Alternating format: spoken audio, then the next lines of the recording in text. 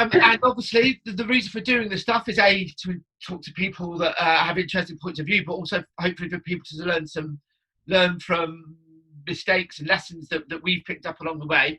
Is there a collaboration that you have regrets over, even if it was still a successful one? I don't tend to have regrets. It's the way that I'm wired. I even and I can't think of a collaboration that would have been successful I regret. I can think of some collaborations that haven't worked, and even then I look back and I don't regret them because I've learned so much, and that's just the way my brain's wired, and it's it's how I work. But what I do go through in some of those collaborations, I've been through true grief, and I've been through the stages of grief, and I know I'm going through it. I'm like, okay, I've got to get through this period.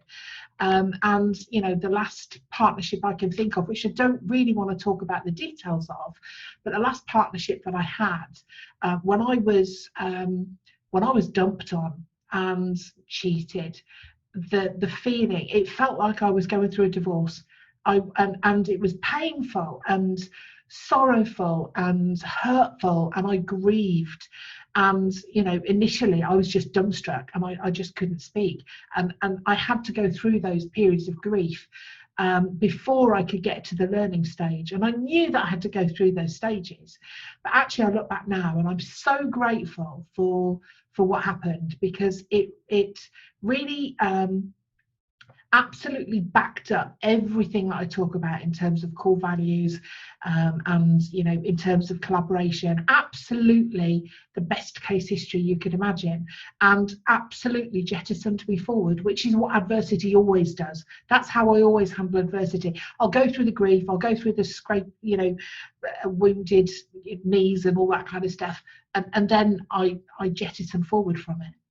Yeah, I think that's true resilience, isn't it? If we can come back, not only bounce back from a setback, but actually surpass where you were before, because you take the learnings and you take the drive in you. That is exactly what I say about resilience. Resilience isn't just getting through it. Resilience is learning from it and building from it, I think. So yeah, I don't tend to think I'm very resilient, but I look back sometimes and you think, yeah, you are.